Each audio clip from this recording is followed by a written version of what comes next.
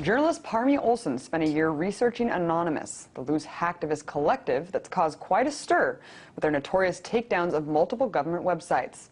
Her new book, called We Are Anonymous, Inside the Hacker World of LulzSec, Anonymous, and the Global Cyber Insurgency, follows the group from its inception to its infiltration and arrests of several members. Parmi Olsen joined me earlier to discuss the evolution of Anonymous and where the group may go next. Take a listen. Well, Anonymous makes itself very available to people who want to actually reach out and talk to them. And a lot of people have asked me, how did I actually get the access that I got? It really just started with reaching out and asking questions. A lot of the reports about Anonymous in the media, you'll notice, tend to, I don't want to say regurgitate, but kind of work off other reports that have already come out about Anonymous. There are a lot of misconceptions out there about what it is. For instance, that it's a group. It's not really a group. It's a community or a very nebulous, loosely based network of people.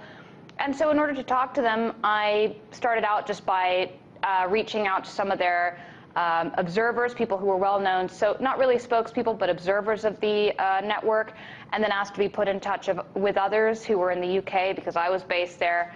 And it just turned out that some of the people that I was talking to ended up being quite senior, well-known people within the network. And they also ended up being the key interviewees in my book who also went on to create LulzSec, the splinter group, the hacker splinter group.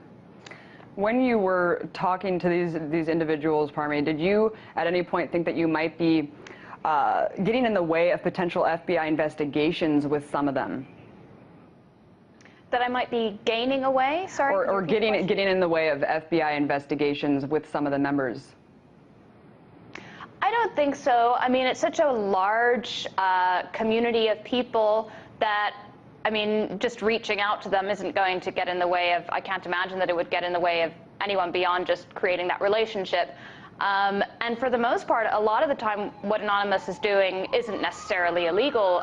There are a lot of legal aspects to what they do in terms of raising awareness of various issues. And so I never had that impression, no.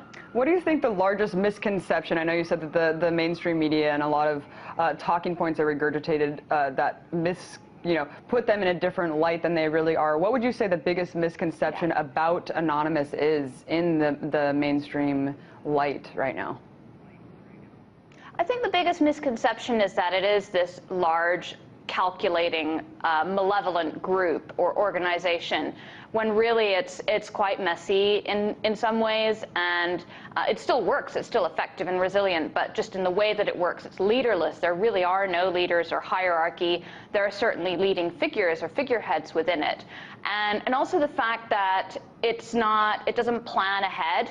It really is, a lot of the people within it are opportunistic, so there's lots of cells or nodes within the network who use the name Anonymous when they launch attacks, or if they do campaigns, they'll invoke that name Anonymous, and because so much has been done in the past under that name, attacks, then it creates a sense of fear and mystery, and it calls attention to whatever they're doing. This really speaks to the power of the internet to manipulate public perceptions, and that's something that Anonymous has done really well, is create this, not an illusion, but almost a mirage of power and scale, when oftentimes it is just small groups of people, young people, working together online.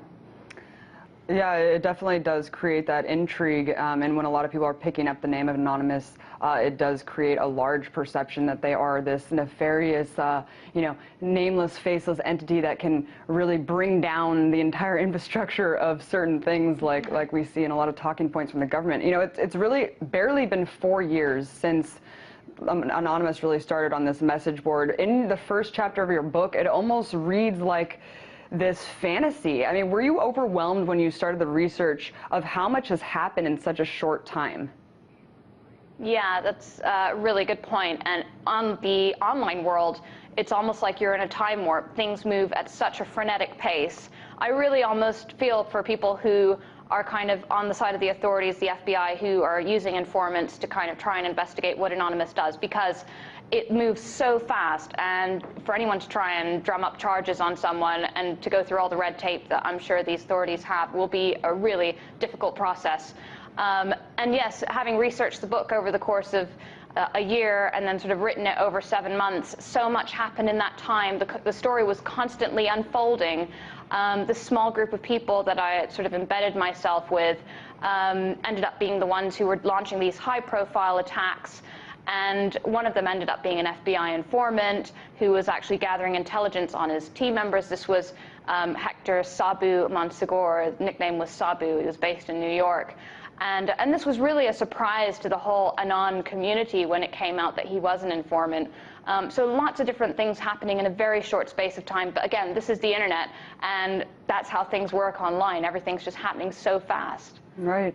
And according to your book, Assange directly appealed to Lulzsec, and we know, like you said, Sabu was working for months as an informant after you reached out to him. Do you think that the FBI was able to infiltrate WikiLeaks through the group?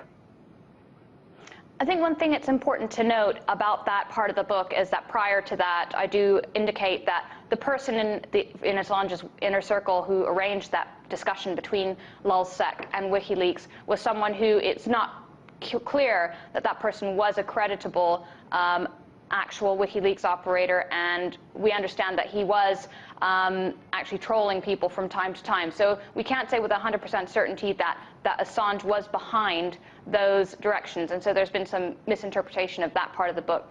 But I would say, I mean, for anybody who's working on the side of the authorities to try and investigate Anonymous or WikiLeaks, through the online world, it's so easy to manipulate people's perceptions online that to sort of prove who is who and what's going on, there really did seem to be compelling evidence that Lulzsec was talking to WikiLeaks, and certainly someone from the inner circle. That was happening with that person who was sitting right next to Julian Assange. But to actually prove that Assange was giving the order, I think would be very difficult for the authorities to do.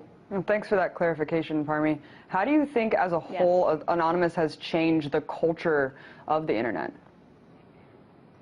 That's a great question. I think it really has pushed forward the boundaries of what people can do online.